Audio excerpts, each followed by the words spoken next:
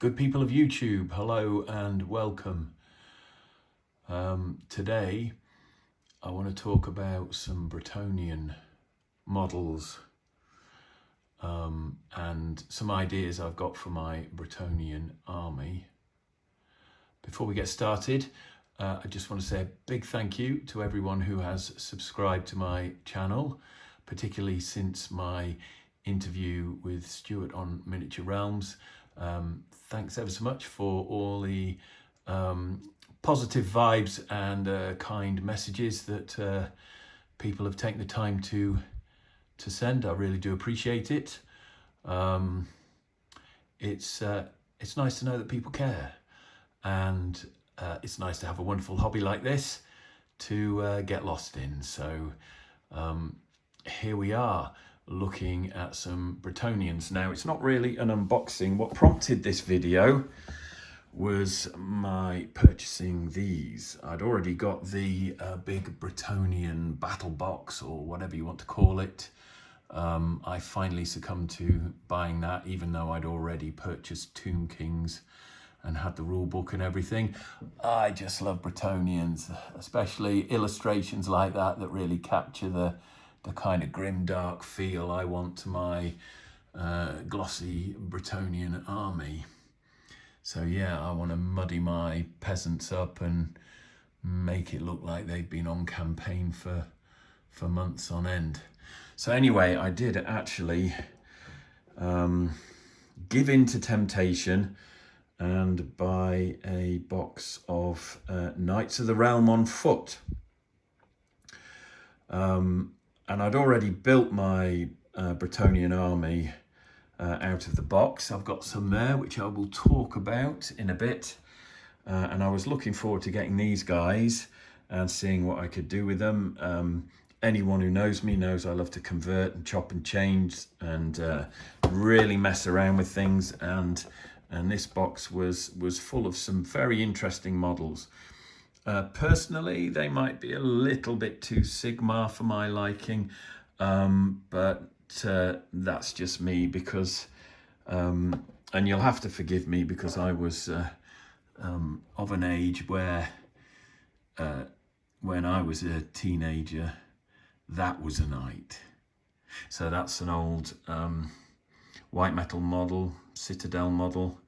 I believe it was sculpted by one of the Perrys. And I actually ran a D&D campaign when I was a teenager, and this guy was one of the character models. Might have even been called something cheesy like Sir Laughs a Lot or something, but I just love that mallet, stakes. I think he was equipped for hunting vampires possibly, but anyway, there we are. So that to me was a classic kind of knight. So what we have 4 decades later is actually something quite spectacular, but maybe a little over the top for my taste. So I will be looking at how I can perhaps tone this down a little. I do like the idea of having 2 units, and I'll come on to that in a second. But obviously, I said this is an unboxing, but not quite, because I'm doing all this one-handed. So I've already taken the sprues out of the box and I want to look at them. But basically, I think this probably cost the best part of 45 quid. It might be nearly 50 pounds. You know, it's a chunk of change for 20 Citadel miniatures. You're talking well over £2 per figure, and then we stray into the metal prices. However, I'm guessing, as was the case with history, your Bretonnian army wouldn't be fielding a shed load of these units anyway. So for me, it was a good investment, and one I'm glad I made. So I got home and, like an excited 10-year-old, you know, carefully cut the seal on the box and opened it up, and then looked at the sprues, took a sprue out, turned it over and thought, oh no. Much as I love these models, I have to admit this is borderline nightmare for me. When you're, you've got half an arm to stick on, or just the way the torsos are carved up. So the initial reaction was one of a bit of shock. I mean, we have actually got heads and helmets that come in two halves, and my heart sank. But on closer inspection, I have to admit that actually it's probably not that much different from some Space Marines. Yeah, okay, you've got, the best part of a front torso and a leg. You've got the back of the torso and some cloak, and then you've got another bit of leg there with half a cloak on. So all in all, it's probably not that bad. And okay, you might have to, glue half a helmet to that, which is not my favourite thing, but it's not as bad as some of the single pose multi-part GW plastics that I've experienced recently. At least I won't be gluing a chin on Samwise Gamgee while I'm messing about with these. So, yeah, great quality sculpts as ever. Nice plastic mouldings here. No major mold lines to deal with. Some of the older stuff you get mold lines on because, of course, everything's showing its age. But this, yeah, great. Okay, so there's a whole load of sprues there, and I'll just turn it over somewhere in amongst all of this. There are several sprues that have the bodies on, and then there are a couple of sprues that seem to be kind of weapons and command bits and bobs. So we've got all these little blessed whatever.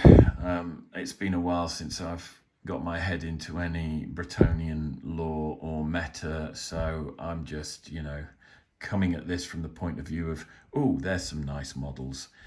Anyway, yeah, so we've probably got some blessings, we've probably got some Bretonnian kind of artifacts and what have you, but what I did notice was this here, and I do want to kind of focus on this head here, because I don't know if that's meant to be a young chap, a young dashing knight, or if that's supposed to be some kind of Joan of Arc character, but that's what I saw when I saw that face on the box art there. Let's bring that in again. I think it's there. I immediately thought, well, Battle Sisters and Joan of Arc. So I think I might be doing something with some sort of female heroine, leader, commander, something along those lines. May not fit with the Bretonnian fluff, but that was my take home from opening up this box. The other thing I'm thinking of doing with these knights, and perhaps to reflect history, there are, in a more sort of realistic way. Yes, it's fantasy. I hear you cry. I know it's fantasy. And maybe if I was, building a tournament army, then yeah, I would have 1 or 2 units of this. But potentially you can make 2 units of 10 from this box of 20 miniatures, or you can make 1 big unit of 20. But I like the idea of stuff that I've been researching, particularly with Agincourt, and over on the Medieval Wargamers YouTube channel. There's some really fascinating stuff. There's a deep dive into the rules. There's look at sort of making realistic units of knights and men at arms. And one of the things that's become very apparent is that nowhere on the field of Agincourt, and nowhere, arguably anywhere in the 100 Years' War or even the War of the Roses, did you ever find a unit that was just, knights in shining armor like this one here. Every knight that appeared in a unit had a small retinue with them. So that would be other lesser knights and bodyguards, men at arms, a small collection of other bodies protecting and encircling more or less each knight in the unit. So what I'm thinking is I might actually be able to get maybe 2 units of 20, by filling the back ranks with some Bretonnian men-at-arms, and maybe sprinkling the knights in amongst those, having some of the knights up front, and then maybe the second rank, there's a couple of Bretonnian men-at-arms in there, and then the third rank, there might only be 1 or 2 knights, and then maybe the fourth rank is just men-at-arms, so that I'm creating a Bretonnian unit and a Bretonnian army that still has a kind of historical feel about it. So with that in mind, not only did I look at the units that I built out of this box when I laid them out and thought, yeah, should have thought about all of that before I glued them together. I should have bought the Knights of the Realm on foot before I glued all these together. Anyway, I didn't, so I just moved the Knights of the Realm out of the way. What I did was I went off and purchased another book, or another box of Bretonnian men-at-arms, and in this box, as with the big box, the battle box that I bought, you can make 2 units. We've got them there, studio paint jobs there that look superb, and these are the 2 units that I've built already. So I bought myself another box so that I could either make another 2 units like that, or add some units to the foot knights that I've been talking about. Now there's 36 miniatures here, so that's 2 units of 18 with command, which I've built there. So I didn't necessarily want to build another 2 units of 18 with command. I thought I might look at maybe bumping the numbers up on these by adding to those units and then keeping some spare to add in with my foot knights. And if I play a game where my opponent isn't happy with that, I can then always bring the men-at-arms back into these units, and and bulk out these units and take a slimmed down unit of just Bretonnian foot knights. But there's some flexibility there doing it that way. So that was what I was thinking. So we'll just, for the benefit of anyone who is thinking about buying Bretonnians and may not have actually taken the plunge yet, I just want to do, I said it's an unboxing, but not an unboxing. I did want to look at the sprues that you get. You'll have to excuse the camera shake. I've got a bit of fatigue at the moment, and my arm keeps trembling. But anyway, these are the sprues in here, enough to make 36 Bretonnians in 2 units. There's some instructions there, and if I can open those. Right, these are just, this is what I remember, the old black and white leaflet for, building various things. So it's nice to see that. Brings back memories, that does. And I'll come on to those in a minute. But the other thing I wanted to show you, guys, you'll all have seen these. If you're into Bretonnians and you've been building Bretonnians, you can't really see that. I'm angling it so that the white, I presume that's an axe, isn't it? And the fleur-de-lis, they all show. Right, so this is the current Bretonnian transfer sheet. And as you see, you're getting lots of stuff that's the same. So there's a brilliant opportunity to get some sort of unity and cohesion in the way that you paint your models, in the same way that I guess we used to have with Empire and the various different city-states. You could choose a color scheme and that was it. So yeah, it's an interesting revisit, let's say, to Bretonnia. So that's the new transfer sheet. You get that in everything, including the Pegasus Knights. But when I was digging through my boxes of stuff, you can see this is dented and battered, but it still hasn't been used. There are some white axes, which and some black axes and some fleur-de-lis, which have obviously been brought through. But look at the other stuff that you could have. There's like lion rampant in white there. That might even be a dragon rampant. I mean, I've got books on heraldry, and it's quite interesting, all the terminology. I'll probably do a YouTube video on that at some point, because it does overlap with Agincourt as well as, you know, my love of Bretonnia. But that is an old transfer sheet. I don't even know if it's got the date on, actually. No, but when did these come out originally? 2004, 2006, I don't know, something like that. But there we are. Bit of history there. I thought you'd enjoy that. Anyway, I haven't decided on colour schemes or anything yet for my Bretonnian army, but what I do want to do is just quickly look at the men-at-arms sprue that I built there, and of course I've got this next lot to build here. So there you can see the bodies. I think there's 4 different bodies on each sprue. Loads of heads, and some of these heads I love. I just think they're brilliant. There's one there somewhere. That one, I think he's shouting. But yeah, lots of character, and that's what I love about these.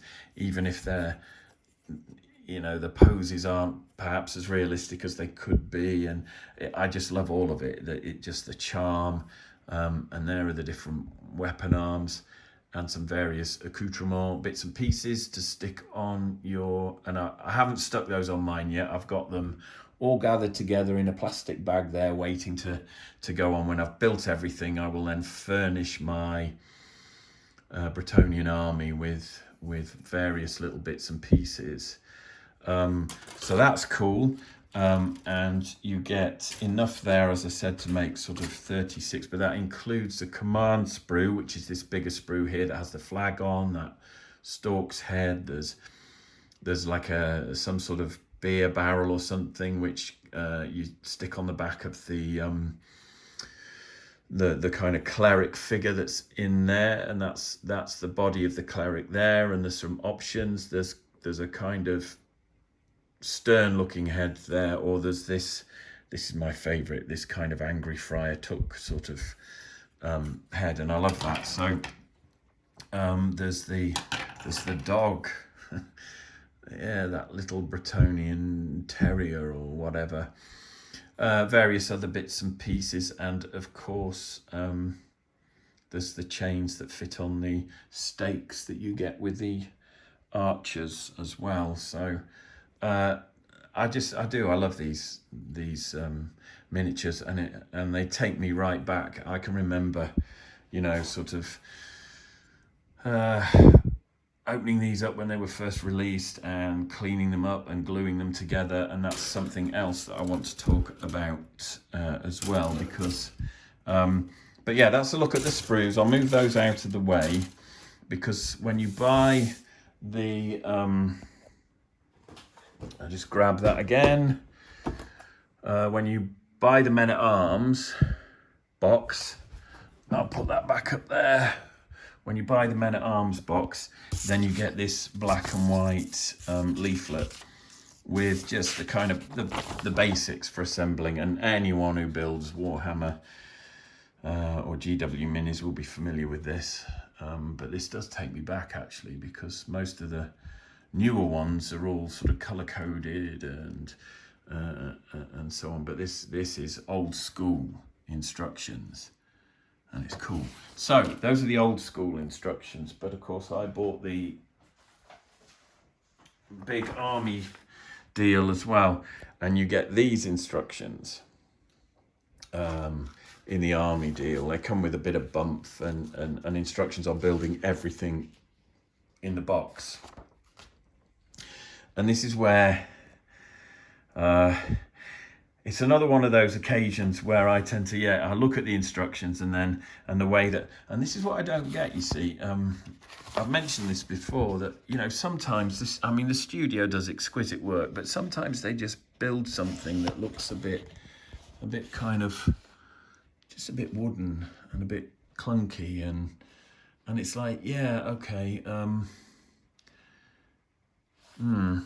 don't know, some of them I just, so, and when I built the models originally, sort of 20 odd years ago, I just followed the instructions, and I had a Bretonnian army that I've since, you know, sold and lost and so on, but it just looked a bit wooden. And then I just sort of closed this up, put it to one side, and started gluing stuff together. And I just fell in love with the models all over again.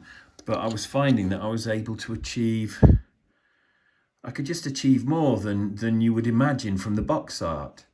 So that is the same sort of cleric, friar kind of character, but instead of doing him sort of facing front on with his mace upright, and his whatever that is there, that kind of reliquary or whatever, you know, vertical as well, and all very static and wooden. I glued him on the base at an angle, stuffed his beer barrel on his back, so he's ready to pour himself a drink. Who knows, it might even be mead. And then just angled his head and his arms to give him a bit of attitude. And I love the way that figure there has come together. And that was probably the first one I built. So I then took another one from a 2nd regiment. And okay, you know, I wanted him to look a bit more kind of, I don't know, staunch, determined, whatever. So I had him looking the other way, and although I brought the weapon up, it's not kind of fully vertical. There's still a slight angle there, just enough movement to kind of, it just creates attitude. And looking at the box art, I didn't actually imagine I could get a figure, a Bretonnian miniature, to look that cool. Really do like the way that's gone.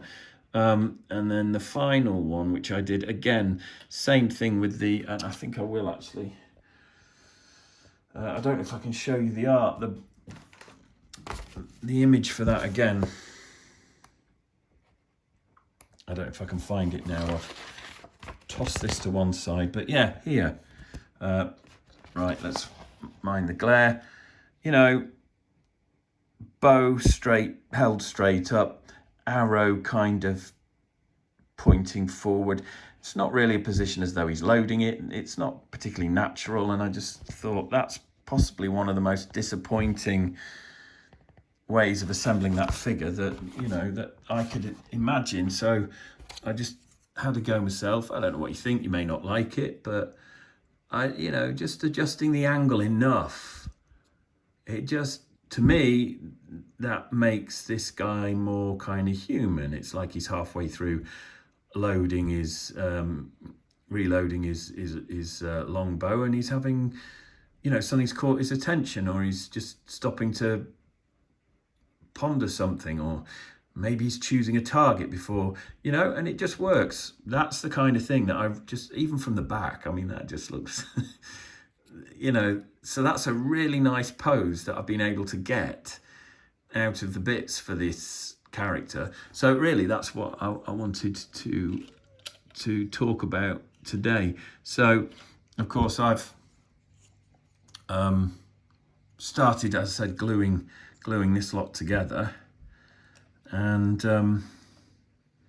now I've bought some more, because I've also bought the Peasant Bowmen here, so we'll have a quick look at those. But here, covering it up, 36. So I've already kind of worked out, and if you look at that there, I think they give you two bases. These used to be the old sort of regiment bases, long strips there that you can mount these stakes on, and there's some braziers there for burning arrows, I would imagine. There's all sorts of lovely stuff on that box art there. So you get 2 long strips to build 1 unit. But then if you look at the art on the back here, you can build 2 smaller units, and you've got these single bases with a single stake in that help, you know, cover the frontage. So you could do, instead of, I guess, 1 unit of 36 that would be on the front there, you can do 2 units of 18. Well, I've not actually done that with mine, because when you buy the large Bretonnian box, you actually get 24 archers. So I've done mine there. That's 2 rows of 12, which means there's 3 of these long bases. I had some spare bases of this length, probably from when I first bought some Bretonnians. I also gathered all these off the sprue. You get loads of these, more than you need to cover the frontage if you're having units the way they've got on the box art there. You get loads. So I was collecting these up, and I worked out you could probably make 6 or even 9 of these bases out of what I was given, or what came in that box when I bought it. So we'll just have a quick look at the Peasant Bowmen unit box that you get. Again, this is like 50 quid, and I bought it because I wanted to do this video, and I wanted to talk about what was on the sprues, and how you could make, you know, these Bretonnian models look really cool if you didn't just follow the box artwork. And there are these 4, you know, long bases there for you to put these stakes into. And so yeah, I ended up having to buy it again, and so I could just do this video. But, you know, my plan was, there you see, again, we've got some old school instructions there, which I think are cool. That's great. So I mean, even for that, I'm glad I bought these again, because it's kind of a little trip down memory lane. So I'll just show you quickly these. So we've got some archer bodies there and there. Same kind of format as the men-at-arms. There's some heads there. I don't like these heads quite so much as the heads on the men-at-arms, so I will be doing a bit of swapping around. I'll probably do another short video on this, because somewhere I do also have some sergeant-at-arms stuff. I don't know how you pronounce it, but is it Does Volt or Does Volt? You know, I think it's Fire Forge. They do some lovely figures. So in another video, I will be looking at mixing things up a bit, but this was purely just, let's have a look at Bretonnians. And again, you've got some fantastic extra bits, loads and loads of arrows. You've got more chains, and you've got the stakes there. Oh, and you've got this, I love that there, look at that there. Bow and quiver, and there's a different type. So I mean, that you can almost, I think that almost has like a huntsman kind of feel to it, whereas that's more sort of regular troops. But anyway, I just love these Bretonnians, and the more I look at them, and the more I build them, and the more I mess about with the poses, the more I, you know, the more I'm just so glad they brought them out again. So what I do want to do here quickly is just, again, so you get sprues like that have the Bowmen on, and then again, you know, more command sprues. I think there's 2 in this, so you can make your 2 units, and it's all the same stuff. You know, it's the cleric there, and the angry bald-headed cleric, or the fierce bald-headed cleric, and the angry, you know, like Little John type cleric, and so on, and the flag and everything else, the musician. I'm really not sure about that guy there with his twirly moustache. I think that's probably, I might have put that face, I might have used that face on one of my men-at-arms in the back row somewhere, because I just couldn't bring myself. And here we are, got myself a Lazy Susan from the supermarket, so I could do that. Can you see in there? He's got the tash on, because that's kind of a bit discreet, but I've gone for the jester, you know, outfit on the drummer there. And what did I do for the musician here? I gave him a flag, because I'm old school, and I like my bowman to come with musician with like buglers or trumpeters, and I like my line troops or, you know, fighting troops to come with drums. So I wasn't going to give my peasant bowman a drummer. That's just me. But yeah, here are some of the builds I've done, and in amongst all this, I have swapped some heads around. I used the cleric head there on the guy at the front. I actually went as far as to glue a glove on the front of this guy's shield, like it was some kind of good luck charm or something, you know. So I just like revisiting this army after, you know, 20 odd years of not really having a lot to do with it, nearly, you know, 15-20 years. It's just been so nice. A couple of other things I'm going to show you now. You've probably already seen something that shouldn't be there. Right, this guy's head here, it probably just needs a little bit of green stuff at the bottom of the neck there, just to, you know, smooth that in. But this guy's head, he's off one of the Bretonnian knights, mounted knights sprues. So he's a mounted knight, don't know which, you know, knights errant or whatever,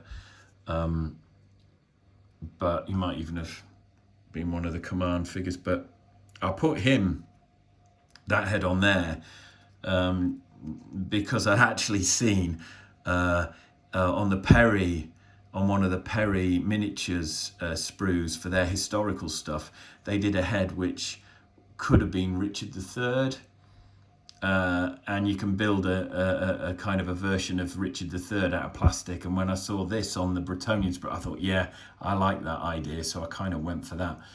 Whether or not I'll give this one blonde hair or dark hair, I don't know, but that's just a little head swap there.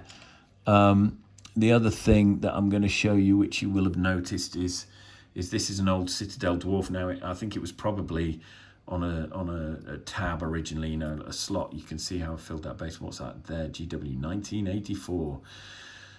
So I think that is the original base, although it fell out of that base, and you know, so it's just been super glued on. But of course now this is Old World, isn't it? So dwarves come on bigger bases. But I have seen some people on YouTube showcasing their Empire armies, and in amongst the regular troops, they've been dotting the odd halfling, or maybe there's an elf in a kind of a Legolas sort of collaboration with humans sort of thing. And I've seen dwarves sprinkled in as well. And I thought, you know what? Yeah, it makes sense with Empire. I know the lore allows for it all. You've got halflings and the moot and all that kind of stuff. But there's absolutely no reason why Bretonnians wouldn't end up, perhaps, I don't know, but certainly from a modelling point of view, why you couldn't sprinkle a few almost like mercenary dwarves or halflings in, you know. Why wouldn't it happen? You know, in a world where dragons and fly and you've got Pegasus knights and stuff, it's like, why wouldn't you get a dwarf, particularly when it's a sculpt like this, where he's in a, you know, the right kind of helmet and stuff. It's like, yeah. So I'm going to be looking into doing that as well, to kind of just add a bit of character. I mean, it wouldn't make any difference to how the unit played. It's just like a unit filler, or some kind of, you know, proxy miniature. So it's still Bretonnian men at arms, but you're just adding a bit more visual interest, or perhaps a little bit of a story with your model building. Now, I'm just about to wrap up this video now. I am conscious of how long I've been waffling on, but one thing I did mention when I was being interviewed by Stuart off Miniature Realms was how I built this Bretonnian, and this was kind of like me putting the rules to one side and the instructions, sorry, to one side, and ignoring the box art and just seeing how things sort of fitted together. And this is what I created, and I did try and describe it. I should have actually sent Stuart a photo of this so he could have put it in the video, but I don't know how clearly that's showing. It's really difficult to show the head because, of course, it's angled. So there's this kind of, yeah, a bit of a grimace type, or might even be a tooth sticking out there at the front. And he's looking down at this snail that you get on the command sprue and stuff, which I've just stuck to the edge of the base there. So he's looking down at that snail, and it's kind of, you can see how it's interrupted his train of thought or his concentration. And something like that, that is a single figure, but on its own, it tells a story.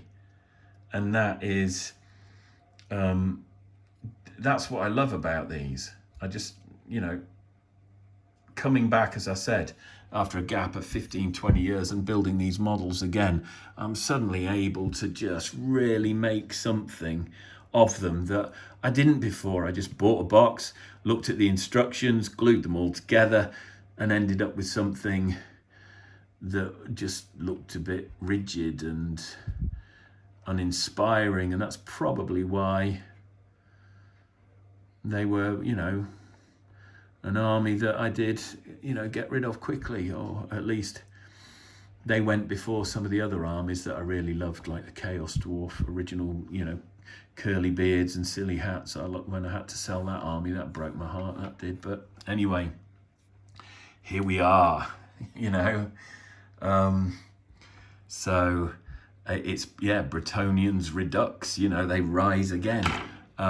So yeah, this is one of the projects that I'll be working on, one of many, as you guys know from my other videos. And the other thing I did just want to show you quickly before I say cheerio is I stumbled in my bits box, I stumbled across these. Now I think that says Gui rather than GW, that says Gui. And now we've got, right now, I don't know, GW 95 or 96, I think it was 96. So that hole in his back is actually for the beer barrel there, right, which does fit there as though he's carrying it. And anyway, so my guess is this chap here is the precursor, right? That chap there is the precursor to this guy here, pretty much. Okay, so there's a bit of legacy. So this chap was in my bits box along with this chap, Hugo. And I think we can all see where this is going now, can't we? And this chap, Bertrand. So, and that's GW 1996. So basically, I've got Bertrand, Hugo and Gui, or Robin, Little John and Friar Tuck.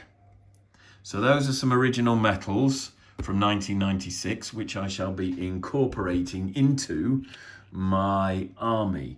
But whether or not I actually convert some of these guys, or whether I get some old periplastics, or whether I, you know, grab a few metal Bretonnian huntsmen figures, I don't know. I have actually sculpted some of my own halfling huntsmen, so I might be able to get a unit of 10 by adding some of those in there as well. We shall see.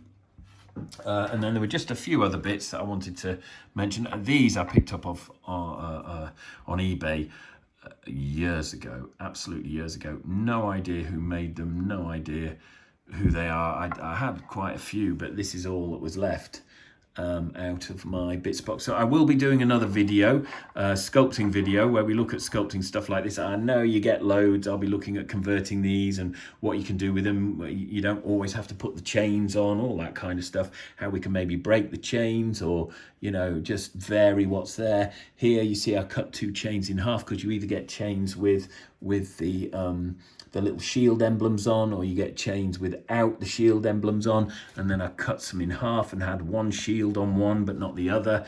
And I might even do a little, you know, green stuff shield that's fallen off. There's all sorts of stuff I'm looking at doing as I build this army and kind of bring it to life. few other bits that I found in my bits box that I thought might be fun, particularly given that this, this Bretonnian army comes with things like that snail there and the dog there. Well, I found a metal frog. I might even make that, put that on a big base. What is it, 50 by 50? And that might be some Bretonnian prints or something. Full on beefy stats and everything, but it's just a frog because he's obviously waiting to be kissed by the love of his life. Anyway, lots of potential fun there. I did actually find a cat as well. Don't know if that's an old Citadel figure or whether it's been chopped off the base of something else. But that was in my bits box, and I thought I'd make use of that. And then I know I've got some broken chickens kicking around, but I've also got some stuff from war bases in the way of farm animals and things.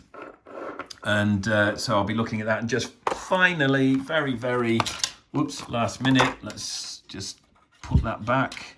I've got my reading glasses on, which means I can't see anything in front of my face unless it's close enough to be a book. But here, right, this is from North Star Military Figures, and it's Robin, Marion, and the Sheriff. Now, I'm looking at these, and I think they're cool models. I did actually buy these with the hope of using them in one of my painting books and never got around to it. But when you kind of compare, sizes, I mean, they're not too bad. I'm not doing them justice here, leaving them in the blister. But, I mean, they're, it's a reasonable size. They work scale-wise. I suppose that's the Sheriff of Nottingham. But what I'm actually thinking is with these guys, rather than open them now and get stuck in, I might see how these work with some of my Perry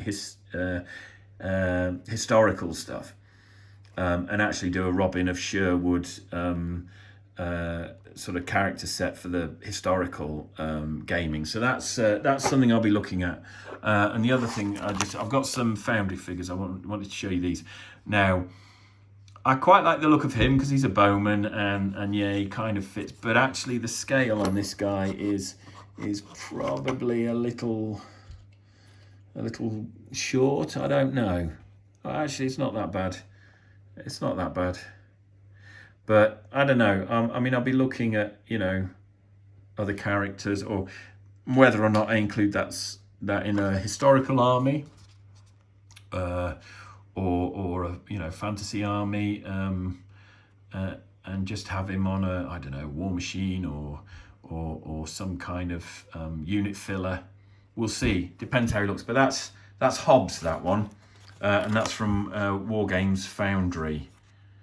So that's a nice one, and again, they were very generous when I was writing my books and gave me lots of stuff to work with, and I've got some left over, so I will be doing some YouTube videos in the future when I get my head around editing software, so I can start cutting and fading and putting in all sorts of fancy camera work to do proper tutorials. But that's quite a nice model, that one. May or may not get some use in the Bretonnian army, but yeah, I just wanted to share these guys with you and what I've done so far. So obviously the box comes with lots more. You've got your Duke or whatever it is, and I will do a video on him because I did manage to glue him together so that you could magnetize the waist and basically do a torso body swap. So I mean, it's a 40 quid model, 50 quid model if you buy it in a box. So to be able to get two different heroes out of it is good. So I'll be doing a video on that soon because I've glued him together. So I'll just be showing where I didn't bother gluing and how I separated it, so that the top could be magnetized. But yeah, you don't just get these guys on foot in this big box. You get the Pegasus Knights, you get the regular sort of Bretonnian horse knights, and it's a cool army, but as I said, I'm going to be adding all this stuff to mine. And now I've done this quick kind of overview of the video and video of my Bretonnian army, and also what I'm hoping to do with these guys. I can actually get stuck in and start building these extra units. But yes, I'll probably have 3 units of 20 archers, and then 2 or 3 units of these guys. Not sure how many I'll have in there, but obviously I've got what, 74 men at arms now. So whether I split them into 2 units of 36, or whether I have, you know, two units of 30, and then there's 12 left over to add to the foot knights. I'll see. I'll probably read some of the blurb. I've got the Forces of Fantasy book to go with the rules. I've got the Arcane Journal for the Bretonnians, so I'll have a look at that before I decide. But thanks ever so much for listening. Thanks for sticking with me this long and looking at another video full of grey unpainted plastic. But this is something that I enjoy. The building of armies. I do like painting them as well, but I enjoy putting figures together and creating stuff that kind of works in ways that you maybe don't see on the box art. So yeah, this is what I'll be doing. As I build my armies, I'll be showing you what I've done. And again, let's just have a look at that one there. You see I've got another snail there crawling up a shield that's leaning against one of those stakes. So that's it.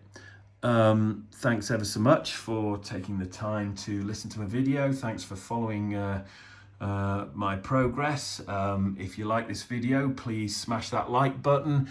If you want to hear more about my hobby and what I'm into and what I'm doing, then please hit subscribe, and I will of course at some point probably be touching on my very own personal battle with mental health and how the hobby helps me get through all that, because at the end of the day, when you've got wonderful stuff like this to paint, it puts a smile on your face and makes you want to get up in the morning when other things perhaps feel not so good.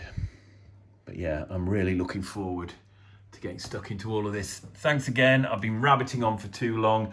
I've got some more short videos that I will be putting up on YouTube soon, and they are short videos, just quick and dirty.